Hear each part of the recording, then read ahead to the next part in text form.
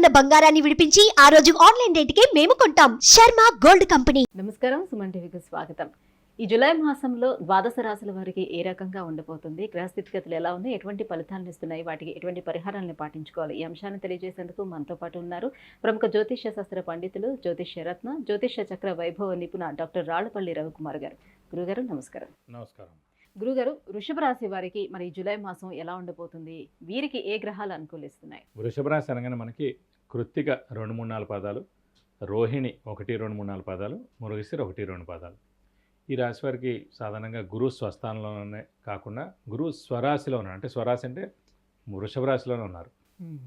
లాభస్థానంలో రాహు ఉన్నారు, పంచమ స్థానంలో కేతు ఉన్నారు. సో రాహు బలం చాలా పరిపూర్ణంగా ఉంది, కేతు బలం కూడా పరిపూర్ణంగా ఉంది. శని కూడా మనకి దశమ స్థానంలో స్వస్థానంలో కుంభరాశిలో ఉన్నాడు. దాన్ని శశయోగం అంటారు అన్నమాట. సాధారణంగా 5 మహాపురుష యోగాలు ఉంటాయి, పంచ మహాపురుష యోగాలు అంటారు అన్నమాట.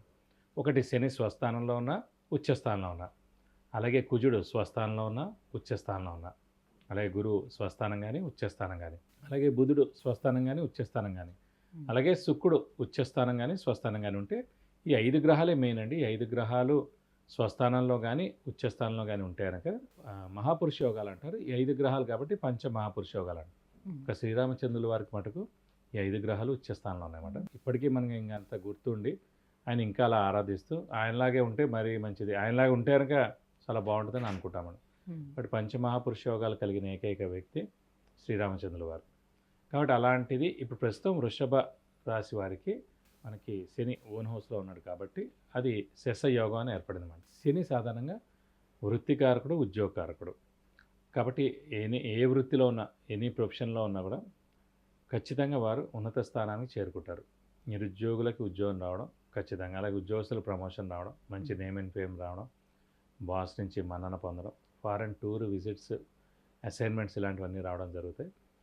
అలాగే ఆరోగ్యకారకుడు కూడా శని అండి. సో ఆరోగ్యం కూడా ఇంట్లో పెద్దవాళ్ళు కానీ, చిన్నపిల్లలు కానీ, గృహిణులకు కానీ, లేదంటే ఎవరైతే వృషభ రాశి వారు ఉన్నారో వారికి ఆరోగ్యం కూడా చాలా బాగుంటుంది. అలాగే వృత్తి ప్రవృత్తి కూడా, అంటే ఇంకేమైనా వ్యాపారం ఇలాంటివి ఏమైనా ఉన్నా కూడా వాళ్ళు కూడా తప్పకుండా రాణిస్తారు. ఎందుకంటే ఈ వృషభ రాశికి యోగకారకుడు, అదృష్టకారకుడు, లక్ ఫేవర్ చేసే ప్లానెట్. అంటే 3 కూడా ఒకటే, లక్ అన్నా, అదృష్టకారకుడు అన్నా, యోగకారకుడు అన్నా కూడా ఒకటే. అది వృషభ రాశికి కానీ, వృషభ లగ్నానికి కానీ శని. అలాంటి శని స్వస్థానంలో ఉన్నాడు. అందులో అనొచ్చు 3, 6, 11 స్థానాల్లోనే లాభం చేకూరుస్తాడని. దశమైన కూడా స్వస్థానం అయింది కాబట్టి ఈ రాశికి యోగకారకుడు శనే కాబట్టి ఖచ్చితంగా మేలు చేస్తాడు. ఇంకా సంవత్సర కాలం ఉంది. అదైన తర్వాత మళ్ళీ లాభస్థానంలో 2.5 సంవత్సరాలు ఉంటారు. కాబట్టి ఈ వృషభ రాశి వారికి 3.5 సంవత్సరాల పాటు గోల్డెన్ పీరియడ్ అని చెప్పుకోవచ్చు. రాహుకేతుల బలం పరిపూర్ణంగా ఉంది. అలాగే రాహు కానీ కేతు కానీ కూడా 3, 6, 11 స్థానాల్లో ఉంటే కనుక యోగాన్ని చాలా ఇస్తాడు. మరి అనొచ్చు, అదేంటి మరి 5వ స్థానంలో ఉన్నాడు కదా కేతు, లాభంలో రాహు ఉన్నాడు కదా, 3 కానీ 6 కానీ అవ్వలేదు కదా కేతు కానీ. అంటే ఏ గ్రహమైనా సింగిల్గా మారుతాయి కానీ రాహుకేతులు మాట ఒకటేసారి మారుతారన్నమాట. ఆపోజిట్లోనే ఉంటారు ఎక్కడ ఉన్నా కూడా. ఎవరో ఒకరు 3 కానీ 6 కానీ 11 స్థానాల్లో ఉంటే చాలు. ఇద్దరు 2 కూడా 3, 6లో ఉండలేరు, 6, 11 అలా ఉండలేరు. ఎప్పుడు ఆపోజిట్లోనే ఉంటారు కాబట్టి రాహు బలం కూడా పరిపూర్ణంగా ఉంది. శని చాలా బాగుంది. కాబట్టి రాశిలో మటుకు గురువు ఉండడం చేత ఒక 50% గురుబలం ఉంది. గురుబలం మటుకు తక్కువగా ఉంది. కాబట్టి పనులు స్లోగా అవ్వచ్చు కానీ ఖచ్చితంగా అవ్వడం మటుకు ఖాయం. దానికి ఏం చేయాలంటే మెయిన్గా హార్డ్ వర్క్ బాగా చేయాలి. ఎందుకంటే ఇప్పుడు ప్రస్తుతం దైవబలం తక్కువగా ఉంది. దైవబలాన్ని పెంచుకోవడం, దైవానుగ్రహం పొందడం, తీర్థయాత్రలు చేయడం, దైవ దర్శనం చేసుకోవడం, గురువులను దర్శించడం, గురువు యొక్క బ్లెస్సింగ్స్ పొందడం, సామూహికమైన జరుగుతున్నప్పుడు వాటిలో పాల్గొనడం, ఇలాంటివన్నీ చేస్తే కొంచెం దైవబలం పెరుగుతుంది ఈ సంవత్సర కాలం. మళ్ళీ నెక్స్ట్ ఏడాది మేకి వచ్చేప్పటికి ద్వితీయ స్థానంలో గురువు వస్తాడు కాబట్టి అప్పుడు ఈ శని కూడా లాభంలో వస్తాడు కాబట్టి అప్పుడు ఇంకా చాలా బాగుంటుంది.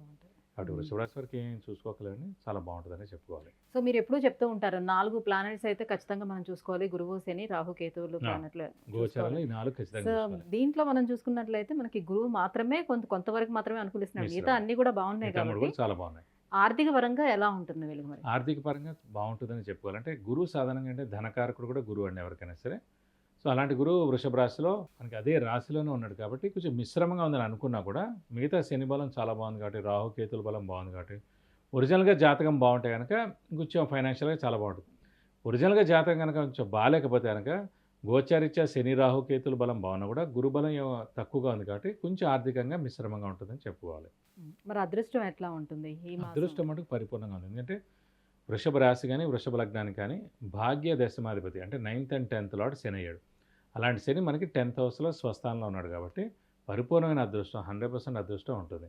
ఎందుకంటే లాభస్థానంలో శని ఉంటే చాలా మంచిదే కానీ అది స్వస్థానం అవ్వదు, అది మీన రాశిలో ఉంటుంది కాబట్టి. కానీ దశమ స్థానం అయినా కూడా ఇది స్వస్థానం అయింది కాబట్టి ఎప్పుడు మన సొంత ఇంటిని మనం ఎలా అయితే నిప్పంటించుకోం, మన సొంత ఇంటిని మనం ఎలా అయితే కాపాడుకుంటాం అలాగే సొంత ఇంట్లో ఉన్నాడు కాబట్టి శని మేలే చేస్తాడు తప్ప నష్టమేం చేకూర్చాడు. కాబట్టి అదృష్టం మటుకు వృషభ రాశి వారికి ఈ సంవత్సర కాలం అంతా కూడా పరిపూర్ణంగా 100% ఉందని అంటే చెప్పాలి. మొన్న జూన్ మాసం 6వ తారీఖున పంచగ్రహ కూటమి ఏర్పడింది కదా. పంచగ్రహ కూటమి ప్రభావం ఈ జూన్ మాసం అంతా ఉంటాయి కొన్ని రాశుల వరకు అన్నారు. అందులో వృషభ రాశి కూడా ఉంది కాబట్టి ఈ జూన్ మాసం అయిపోయింది. మరి ఇప్పుడు ఇక్కడ నుంచి జూలై నుంచి ఎట్లా ఉంటుంది? జూలై నుంచి ఇంకా అద్భుతంగా ఉంటుందండి. ముఖ్యంగా ఏంటంటే రాహు చాలా ఇంపార్టెంట్. సో అలాంటి రాహు మనకి లాభస్థానంలో చాలా బాగున్నాడు.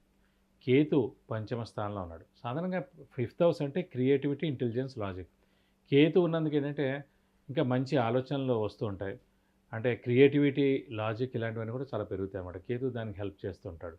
అలాగే ఆధ్యాత్మిక చింతనకు కూడా మనం 5th హౌస్ని చూస్తాం. సో అలాంటి ఆధ్యాత్మిక చింతన స్థానంలో కేతు ఉన్నాడు కాబట్టి దైవబలం, దైవానుగ్రహం బాగా పొందేందుకు అవకాశం ఎప్పుడు ఉన్నాయి. అంటే ఏదైనా ఒక దేవుడిని బాగా పట్టుకుంటే కనుక కానీ మనం అష్టోత్తరం చదివినా అంటే సహస్రనామం చదివినా లేకపోతే దాన్ని కుంకుమార్చన చేయించినా లేకపోతే ఏదో ఒకటి అలా మనం చేస్తుంటాం కదా. దైవ చింతనలో ఉన్న దైవానికి సంబంధించిన ఏమైనా ప్రార్థనలు మనం బాగా చేస్తుంటే మటు ఖచ్చితంగా ఈ ఏడాది చాలా మేలు చేస్తాడు. ఆ పంచమంలో కేతు ఉన్నది కాబట్టి దైవబలం పెంచుకుంటే సరిపోతుంది ఈ రాశి వారు. మరి ఈ వృషభ రాశి వారు ఏ దైవాన్ని ఆరాధించాలి ఈ మాసం అంతా? ప్రస్తుతం ఏంటంటే ఇంక సింపుల్ అండి. ఈ ఏడాది మొత్తం అంతా కూడా మనకి గురువు అనే బలమే తక్కువ ఉంది కాబట్టి గురువు అనగానే మనకి దత్తాత్రేయ స్వామి వస్తాడు కాబట్టి ప్రతిరోజు దత్తాత్రేయ స్వామి అష్టోత్తరం చదువుకోవడం. మేము ప్రతి గురువారం వీలవుతే దత్తాత్రేయ స్వామి టెంపుల్కి వెళ్ళి 41 ప్రదక్షిణాలు చేసుకుంటే మంచిది.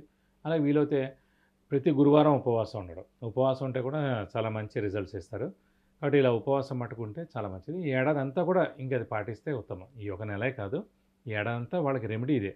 ఎందుకంటే వీలైతే గురువారం రోజున బ్రాహ్మడికి ఎవరికైనా సరే శనగపప్పు 1 kg దానం ఇస్తే చాలా మంచిది. ఒక 100 రూపీస్ క్యాష్, 1 kg శనగపప్పు దానం ఇస్తే చాలా మంచిది. ఇది ఇంకా అయ్యో పెళ్ళిళ్ళు అవ్వట్లేదు, సంతానం కలగట్లేదు, పెద్ద ఉద్యోగం రావట్లేదు, ఫారెన్ది ఎంత ట్రై చేస్తాం రావట్లేదు, బిజినెస్ బాగాలేదు. ఎందుకంటే వ్యాపార కారకుడు బుధుడైనా కూడా మళ్ళీ ధనకారకుడు గురువు అయ్యాడు కాబట్టి గురువు వీక్గా ఉన్నాడు కాబట్టి ఆ ధనం సంపాదించాలంటే గురువు చాలా స్ట్రెంగ్తన్ చేయాలి కాబట్టి అప్పుడు ఖచ్చితంగా గురువుకి 16,000 సార్లు జపం చేయించి ఇదే నేను చెప్పిన కేజీంపావు శనగపప్పు దానం ఇచ్చి ఒక ఎల్లో లుంగి, ఎందుకంటే గురువు ఎల్లో కలర్ కాబట్టి ఎల్లో కలర్ మనం దానం ఇస్తే కనుక మంచిది అన్నమాట. ఎల్లో కలర్ లుంగి ఒకటి.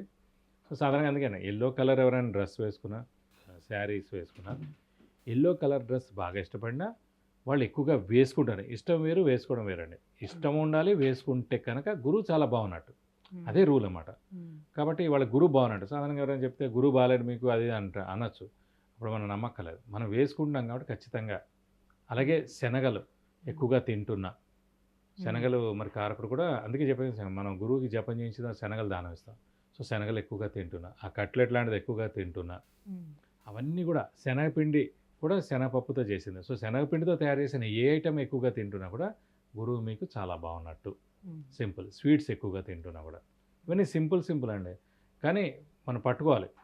ఎందుకని ఇప్పుడు ఎల్లో కలర్ అని క్లియర్గా ఉంది, శనగలు అనేది క్లియర్గా ఉంది, జపం చేయించిన దాని కాబట్టి మనం ఇవన్నీ చేసుకుంటే మంచి జరుగుతుంది. దీంతోపాటు ఒక 1000 రూపాయల వరకు గోల్డ్ ఐటమ్ కూడా దానం ఇవ్వాలి. బంగారం కూడా చూడండి ఎల్లో కలర్లో ఉంటుంది. సో గురువు చాలా బాగున్న వాడికి బంగారం కూడా ఇష్టం ఉంటుంది. బంగారం వేసుకునే యోగం కూడా ఎక్కువగా ఉంటుంది. కాబట్టి ఏదైనా సరే సువర్ణ దానం చేయడం ద్వారా ఎలాంటి దోషాలు ఉన్నా కూడా తొలగిపోతాయి. కాబట్టి 16,000 సార్లు గురువుకి జపం చేయించి ఒక ఎల్లో లుంగి, 1 kg శనగపప్పు, ఒక 1000 రూపాయల వరకు గోల్డ్ ఐటమ్ దానం ఇస్తే కనుక శుభాలు చాలా చేకూరుతాయి. మీ ఇంట్లో సంతానం లేకపోయినా, వివాహం కాకపోయినా, పెద్ద ఉద్యోగం రాకపోయినా, ఒక మంచి ఎడ్యుకేషన్ దాంట్లో ఒక మంచి సీటు ఒక యూనివర్సిటీలో రావాలన్నా ఇవన్నిటికి కొంచెం దైవబలం పెరగాలి కాబట్టి ఇవి చేసుకుంటే సరిపోతాయి. గురుగారు, వృషభ రాశి వారికి ఈ జూలై మాసం అంతా ఎలా ఉండబోతుంది, అలాగే ఎటువంటి పరిహారాలను పాటించుకోవాలి, ఈ విషయం తెలియజేసినందుకు ధన్యవాదాలు. నమస్కారం. సుమన్ టీవీలో మీ పర్సనల్ అండ్ బిజినెస్ ప్రమోషన్స్ కోసం కింది నెంబర్కి కాంటాక్ట్ చేయండి.